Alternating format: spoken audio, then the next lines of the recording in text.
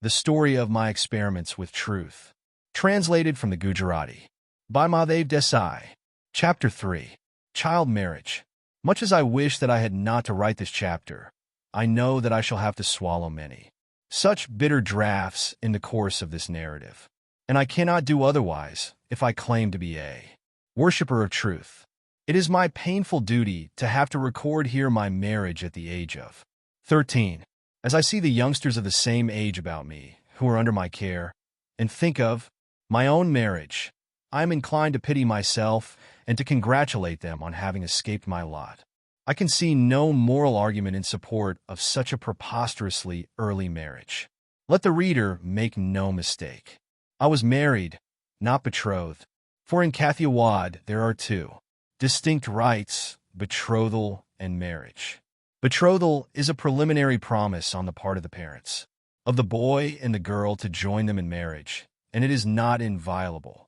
The death of the boy entails no widowhood on the girl. It is an agreement purely between the parents, and the children have no concern with it. Often they are not even informed of it. It appears that I was betrothed thrice, though without my knowledge.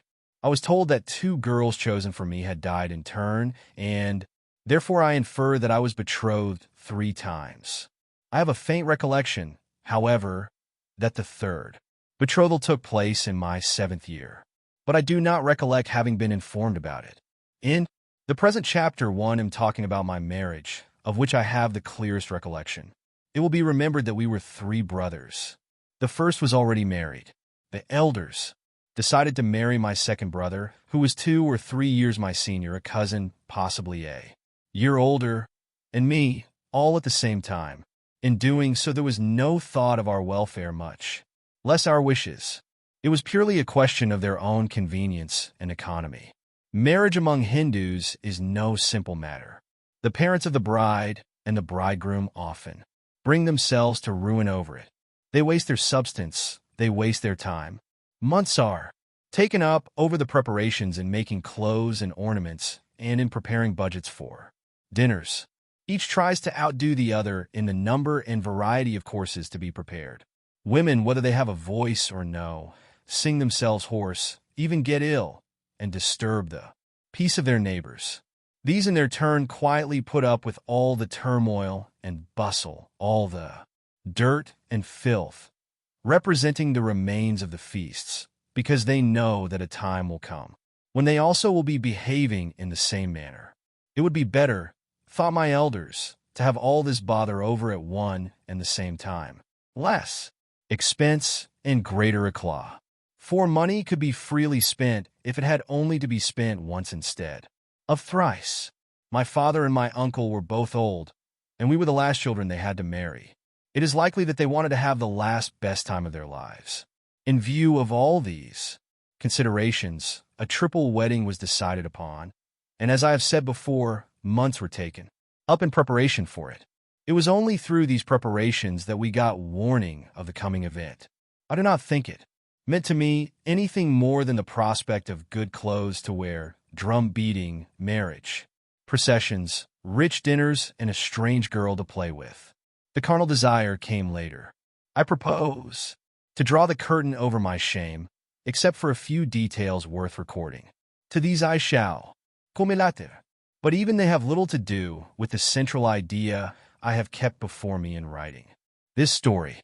So my brother and I were both taken to Porbandar from Rajkot. There are some amusing details of the preliminaries to the final drama, e.g., smearing our bodies all over with turmeric paste, but I must omit them.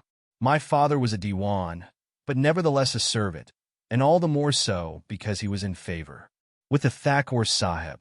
The latter would not let him go until the last moment, and when he did so, he ordered for my father special stagecoaches, reducing the journey by 2 days.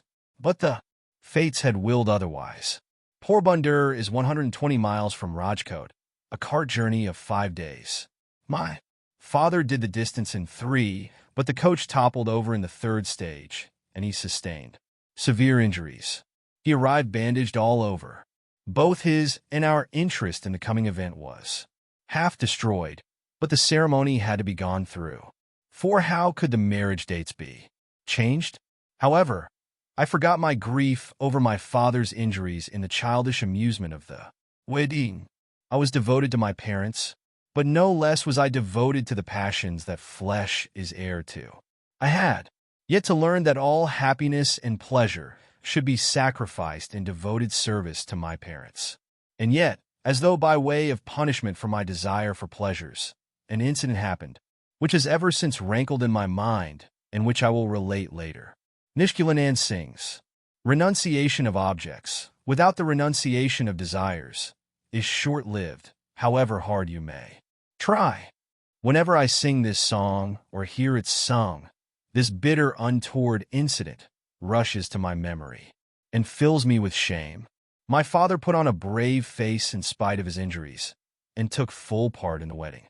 As I think of it, I can even today call before my mind's eye the places where he sat as he went through the different details of the ceremony.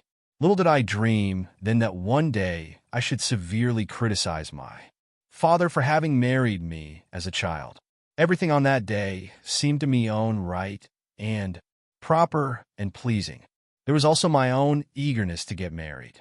And as everything that my father did then struck me as beyond reproach, the recollection of those things is fresh in my memory.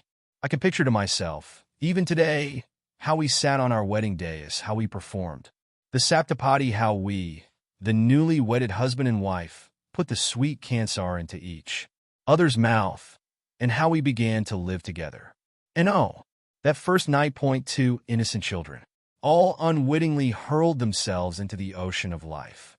My brother's wife had thoroughly coached me about my behavior on the first night. I do not know who had coached my wife. I have never asked her about it, nor am I inclined to do so now. The reader may be sure that we were too nervous to face each other. We were certainly too shy. How was I to talk to her? And what was I to say? The coaching could not carry me far. But no coaching is really necessary in such matters. The impressions of the former birth are potent enough to make all coaching superfluous. We gradually began to know each other and to speak freely together. We were the same age, but I took no time in assuming the authority of a husband.